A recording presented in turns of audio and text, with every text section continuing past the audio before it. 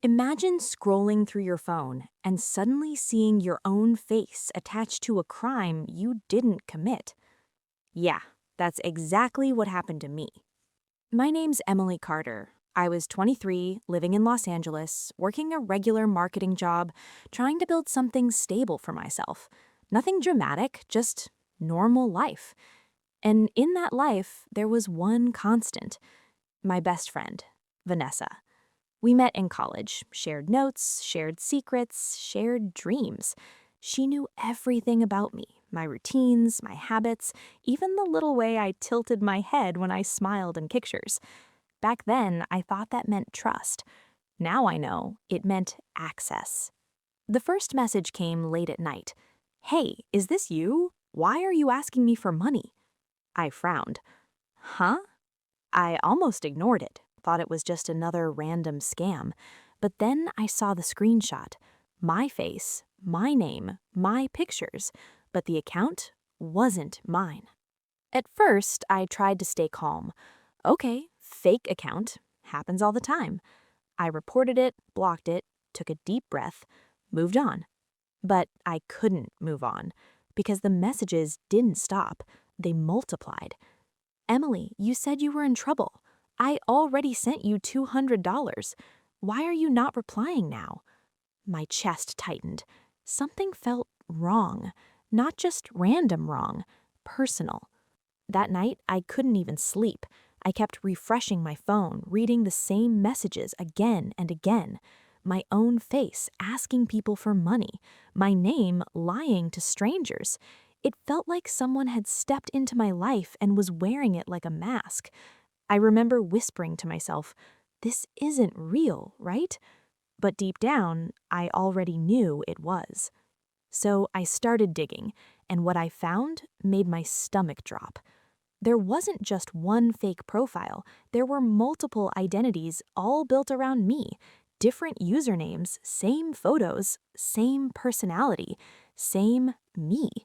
That's when a thought hit me. Slow, heavy, uncomfortable. No, it couldn't be. But the more I looked, the clearer it became. Vanessa. I didn't confront her, not yet, because something inside me shifted in that moment. The hurt? Yeah, it was there, but something colder replaced it. Clarity.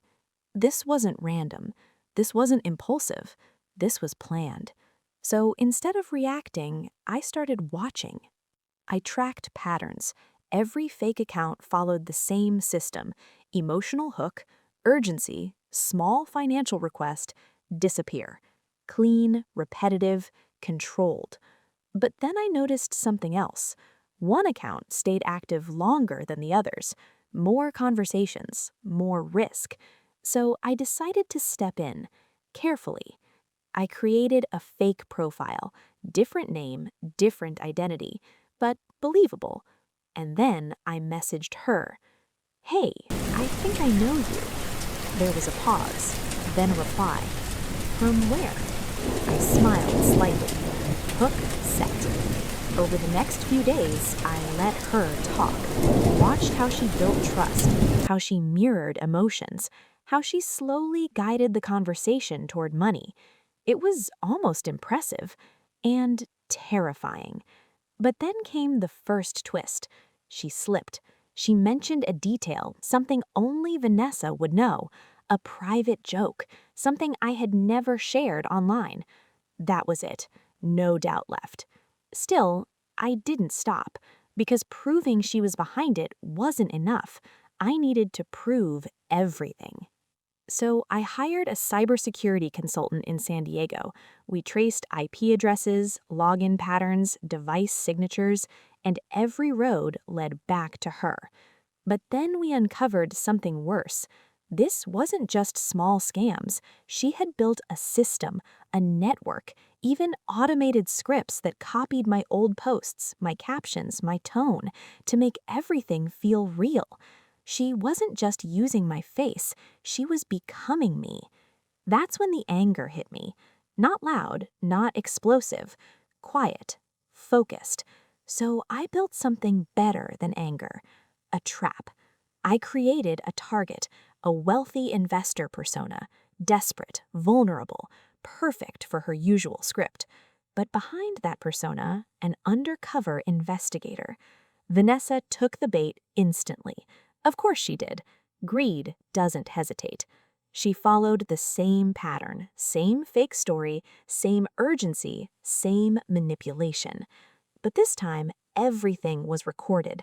Every message, every attempt, every lie. And then came the second twist, money trail. We tracked previous victims, connected transactions, mapped everything. It wasn't hundreds, it was tens of thousands of dollars, all under my identity. That's when I knew. This wasn't just betrayal, this was theft of my life. So I set the final stage. I asked her to meet, in person. We sat across from each other in a quiet cafe in Santa Monica. Same place we used to laugh, same place we once called our spot. She smiled, like nothing had changed. Hey, you've been distant. I looked at her, really looked, and for a second, I felt it, that old version of us. Then it disappeared. I slid my phone across the table. Her smile faded. She scrolled, paused, looked up, and then she laughed. Oh, come on, Emily, it's not that serious. That was the moment. No guilt, no regret, just greed. So I leaned back, calm, cold. You're right, I said softly. It's not. Then I added, but this is. I glanced toward the door. Officers walked in. Her face changed instantly. Color gone, hands shaking. Emily, what did you do? I didn't react, didn't argue.